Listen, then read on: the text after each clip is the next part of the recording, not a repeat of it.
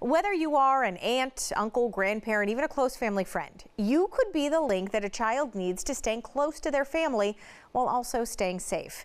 This month is all about highlighting those in our community who take on the role of a kinship caregiver.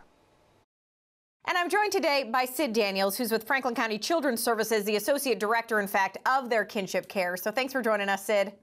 My pleasure. You know, the term kinship care, I feel, might be new to some of our viewers. So I first want you to just tell us what it is and why it is such an important tool for you guys. Well, I think I want to start the second part of that question. Kinship care is a vital component of our agency. Kinship care reflects either a blood relative or a non-blood relative. I think the most important thing about the whole segment of kinship is that we are looking and we need folks who love their relatives. And so that's what it is. It is somebody that already knows, that already loves that child in a lot of ways. And I could imagine the success of that is amplified because that foundation is there, right? Absolutely. All the research that we can gather, when a child has to be removed from their home, it's one of the most traumatic events in their life. And what we all know is that what the kids do better, both emotionally and physically, is when they're in kinship care. Okay. And would you say there's an increased need for this in Franklin County? What are the numbers like for kinship care? I think, my professional opinion is that it's needed across the whole country.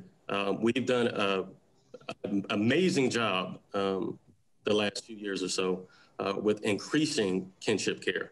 But it takes a community. It's not just, the great workers we have at our agency, but it takes everyone, the community as well.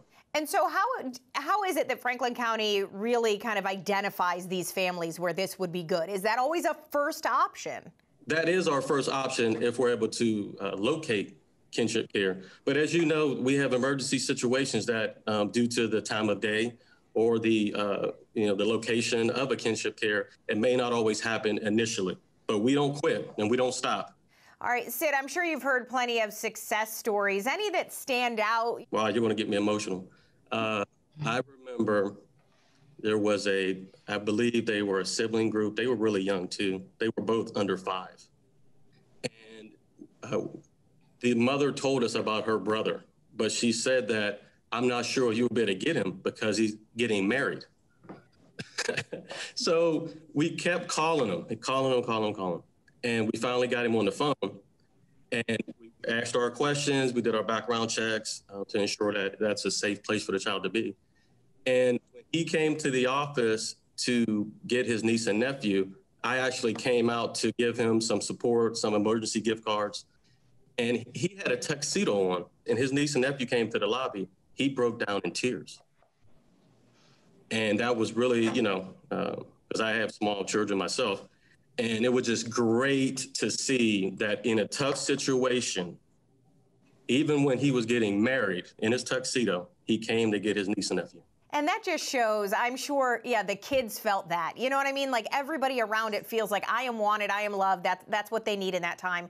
So you guys also provide services, as you mentioned, some of the emergency gift cards, resources. So these kinship providers aren't just kind of taking on the child without any support, correct? Yeah, and that's come a long way too. Legislation has changed. Resources have been diverted to kinship care.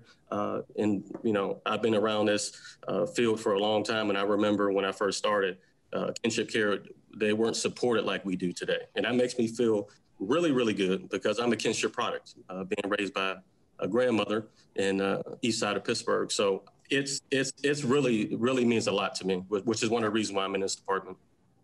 Oh, that is so cool to hear. That's a full circle story for sure.